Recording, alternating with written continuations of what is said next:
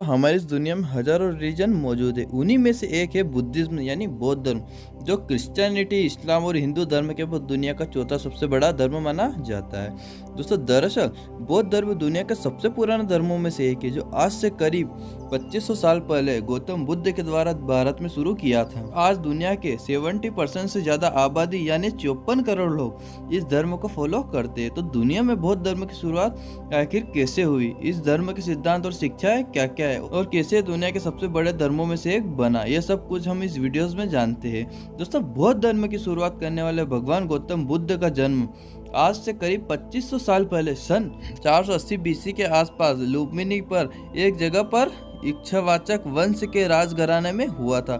आज के समय में यह जगह नेपाल के अंदर मौजूद है। दोस्तों, गौतम बुद्ध के पिता का नाम शुद्धोधन और माँ का नाम महामाया था, जो कोली वंश से ताल्लुक रखती थी। दोस्तों, जन्म के समय गौतम बुद्ध का नाम सिद्धार्थ गौतम था, जबकि बुद्ध नाम उन्हें ज्ञान की प्राप्ति के होने के बाद दिया गया।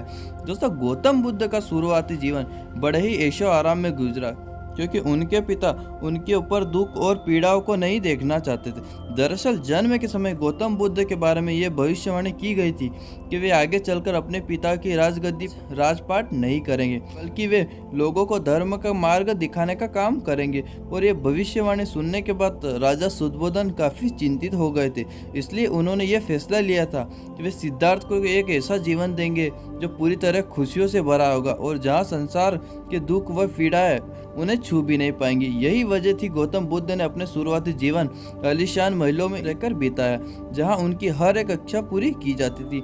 यहाँ तक कि राजा शुद्धोधन ने सिद्धार्थ की सेवा में लगे बूढ़े, बीमार व बदसूरत दिखने वाले नौकरों को महल से निकाल दिया था। उनकी जगह जवान व सुंदर नौकर ही गौतम बुद्ध की सेवा में लगाए जाते थे। दोस्तों, किसी सेवा में लगा कोई भी नौकर उनसे जीवन के दुखों के बारे में कभी कोई बात नहीं करता था, जिसके चलते गौतम बुद्ध को कभी ये पता नहीं चल सका कि इंसान के जीवन में दुख जैसी कोई भी चीज होती है, बल्कि उन्हें तो लगता था कि दुनिया में खुशियों के अलावा और कुछ नहीं होता। यहाँ तक कि दोस्तों, उनकी पसंद के अनुसार एक सुंदर लड़की से उनकी शादी भी करवा दी गई। दोस्तों, गौतम बुद्ध को अपनी लाइफ से कभी संतुष्टि नहीं हुई। उन्होंने अपनी जिंदगी के 29 साल इसी तरह महल में रहकर ऐशो आराम के साथ बिताए, लेकिन 29 साल की उम्र में जब वो पहली बार अपने महल से बाहर निकले तो जिंदगी की हकीकत को देखकर वो पूरी तरह हैरान रह गए। दरअसल बाहर निकलकर उन्होंने पहली बार बूढ़ी, बीमार, दुखी और मरे हुए व्यक्ति को देखा। जब उन्हें पता चला ये सारे दुख दुनिया के हर इंसान को झेलने पड़ते हैं, तो उन्हें जिंदगी की असली सच्चाई का एहसास हुआ, जिसे जानने के बाद वे पूरी तरह दुखी हो गए। इसी तरह एक बार जब वे अपने महल से बाहर घूमने के लिए निकले तो उन्होंने एक सन्यासी व्यक्ति को देखा, जो उन्हें दुनिया के बाकी लोगों से ज्यादा खुश और समझदार लगा। उसको देखते ही गौतम बुद्ध ने यह तय कर लिया था कि वे अपना राजपाट और लग्जरियस लाइफ को त्याग कर बाकी का जीवन इस मोंक की तरह ही बिताएंगे, ताकि वे इंसान की किसी भी कठिनाइयों का जवाब ढूंढ सके। इसके बाद जिंदगी के 6 साल इसी खोज में एक सन्यासी रहकर बिताए थे। दोस्तों, जंगल में वे पेड़ पौधे की पत्तियां व फल खाकर गुजारा करते थे और अपना सारा समय ध्यान करते हुए बिता देते। अक्सर वो मेडिटेशन करते हुए इस गहराई तक चले जाते थे कि उन्हें कई दिन तक खाने पीने के भी होश नहीं रहता था, और इस कठोर तपस्या की वजह से ही उनका शरीर किसी कंकाल जैसा नजर आने लगा था। दोस्तों, एक दिन वो पीपल के पेड़ के नीचे बैठकर इसी तरह ध्यान कर रहे थे। तभी उन्हें सभी ज्ञान का एहसास हुआ। उन्हें समझ आ गया कि इंसान अगर अपनी इच्छाओं को खत्म कर दे तो सभी तरह के कष्ट और दुखों से छुटकारा मिल जाएगा। साथ ही उन्हें एहसास हुआ कि दुनिया में सब कुछ समय के साथ लगातार बदलता रहता है, और इंसान के पास उस चेंजेस को स्वीकार करने के अलावा और कोई रास्ता भी नहीं होता है। ये विचार आते ही उनके मन में मौत का डर पूरी तरह समाप्त हो गया। दूसरे शब्दों में कहे तो उन्हें ज्ञान की प्राप्ति हो गई थी। और दोस्तों, वो जिस अवस्था में थे उन्हें बौद्ध धर्म का अंतिम लक्ष्य यानी निर्वाण माना जाता है। आपकी जानकारी के लिए बता दें कि जिस पीपल के पेड़ के नीचे उन्हें ज्ञान प्राप्त हुआ था, उस पेड़ को बौद्ध वृक्ष का नाम दिया गया। साथ ही ज्ञान प्राप्त होने के बाद में सिद्धार्थ गौतम की जगह गौतम बुद्ध कहे जाने लगे।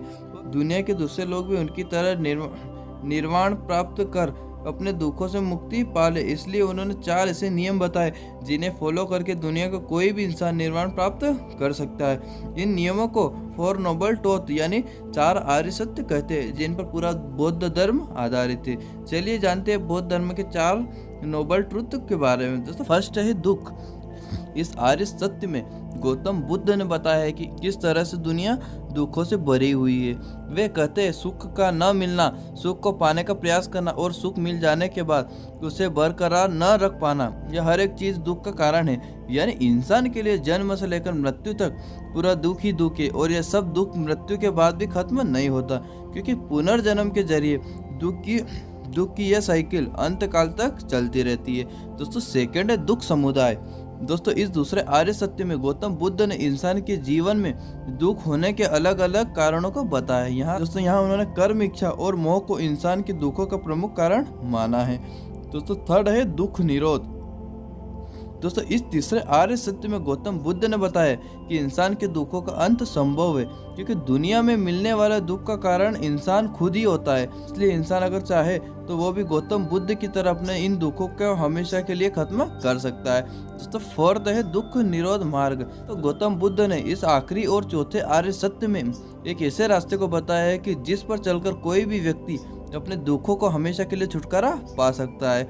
उनके द्वारा बताया गया इस रास्ते को द नोबल एट फोल्ड पथ या कहे तो अष्टांगिक मार्ग नाम दिया गया है। दोस्तों इस मार्ग में 8 अलग अलग सीढ़ियां हैं जिन पर चलकर दुखों से मुक्ति प्राप्त की जा सकती है। और दोस्तों ये अष्टांगिक मार्ग कुछ इस प्रकार है। चारों आर्य सत्य में पूरी तरह विश्वास करना, अपने मानसिक नैतिक विकास का संकल्प लेना, नेगेटिव व नुकसान पहुंचाने वाली बातें और झूठ न बोलना। दोस्तों कोई भी ऐसा कर्म न करना जिससे किसी को नुकसान पहुंचे, दूसरे को नुकसान पहुंचाने वाला व्यापार न करना। दोस्तों खुद को सुधारने की कोशिश करना, वर्तमान के हर एक पल में सचेत रहना और एक समय में केवल एक ही चीज पर ध्यान रखना। दोस्तों गौतम बुद्ध कहते अगर कोई व्यक्ति सही ढंग से उनके बताए गए इन अष्टांगिक मार्ग पर चले तो वो उन्हीं की तरह अपने सभी दुखों को हमेशा के लिए निजात पा सकता है।